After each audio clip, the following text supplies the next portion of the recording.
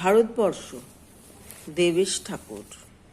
ভারতবর্ষ মানে কোনো আর্ট পেপারে আঁকা জল রঙের মানচিত্র নয়।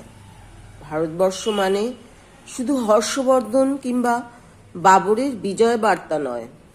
ভারতবর্ষ মানে বিজয় সিংহের সিংহল জয়ের ফ্যাসিস্ট গৌরবগাথা নয়।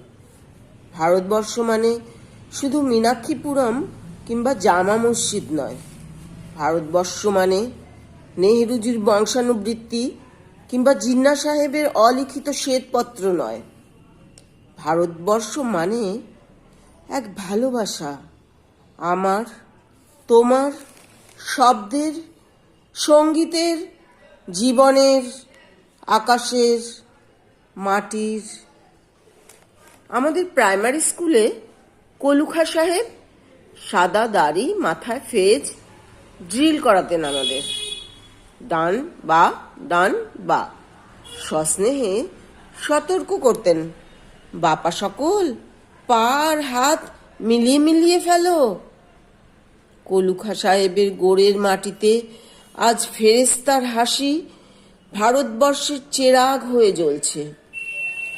বদ্রু মিয়ার হাতের কর্ণিকে শিব মন্দিরের গায়ে কত ফুল কাটা, আর তার জোগাড়ে হয়ে মশলা মাখছে ঈশান বাউরি, নিয়ামত শেখ আর গোকুল মাহাতো।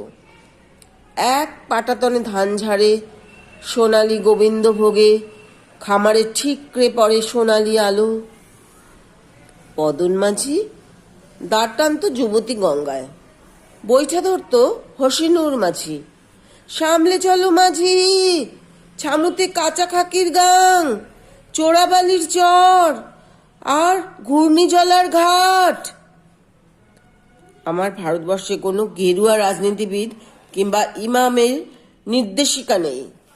এখানে কোনো সংহিতা হাদিস ছাড়াই কোজাগরী চাঁদের অকৃপণ আলো পড়ে ঈদগার ওপর, আর রমজানি চাঁদ তুলসী মঞ্চের গায়ে পূর্ণ আলো দেয়।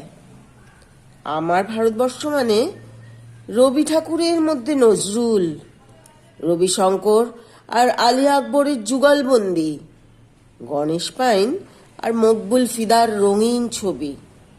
আমার ভারতবর্ষ মানে লালন ফকিরের গান। আমার ভারতবর্ষে আমি শুনেছি মোহাম্মদ রফির সঙ্গে লতার ডুয়েট, দেখেছি পাল্লা দিয়ে আজাহারের সঙ্গে সচিনের দৌড়, খেলার মাঠের প্রান্তে দাঁড়িয়ে শুনেছি নইমুদ্দিনের তদারকি চিৎকার।